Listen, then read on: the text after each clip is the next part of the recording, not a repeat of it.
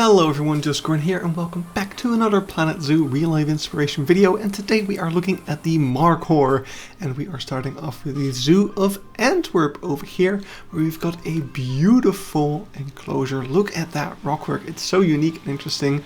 This actually used to be a takin habitat and we also used it in the takin video, so you might remember it from that. But what I especially love about the rockwork is the layers that we get, and then with the trees in the back it's almost a forced perspective. I think the trees look a lot bigger than they probably actually are, which is just a really cool view. Now I also wanted to include this bit over here. It's some education about mountains and the different layers of a mountain and the animals that live on them. I thought this really cool and yeah, fun to include. And as you turn away from this, you make your approach to that same habitat again. There is a secondary viewing area right here, from which you can also look at the Markhor. Look at that beautiful waterfall in the back, and you can see how kind of far down the moat goes. Not even that far, to be honest. But yeah, also a really nice view from here. No cross viewing with the other viewing area.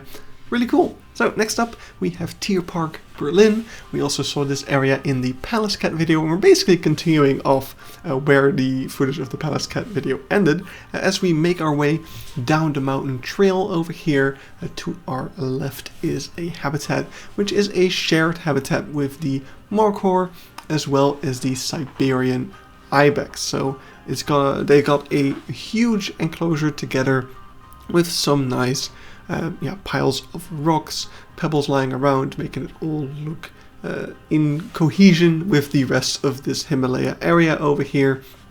And yeah, it's not the most spectacular enclosure, but it's definitely a pretty nice looking one, and especially for the animals it's pretty great with all the space that they got. But yeah, as we continue going down the mountain trail, you can see all the detail that they added all around here.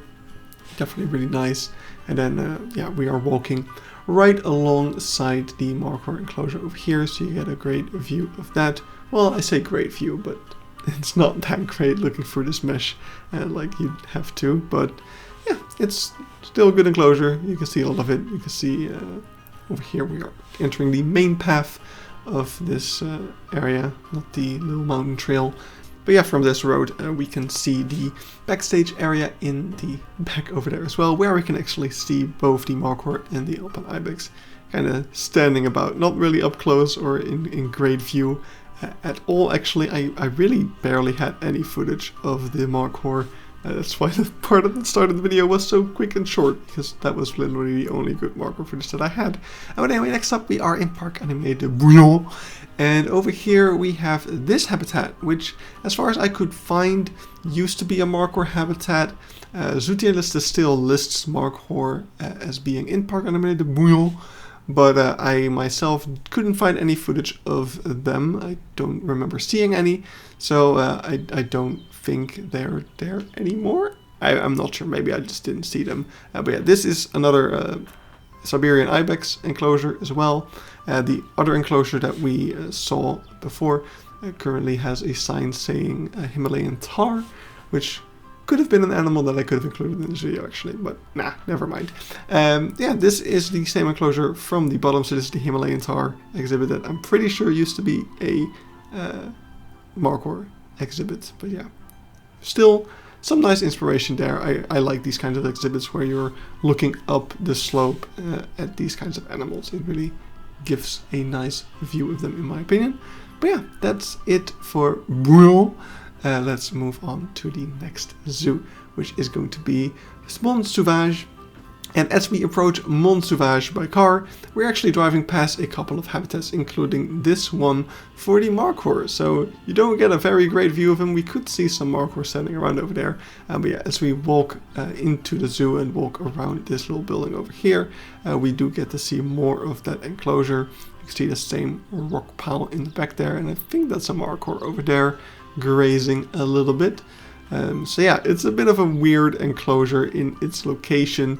As you're approaching the zoo with your car, you don't really pay attention too much to these enclosures. You can't really access them by foot that well either. This part that we're currently standing in is also kind of hidden away. So yeah, kind of odd, but still nice. The next up we have Pairi Daiza, where we have this beautiful enclosure over here. I think this is for the Markhor. It's always hard to tell with Pairi Daiza because their map kind of sucks.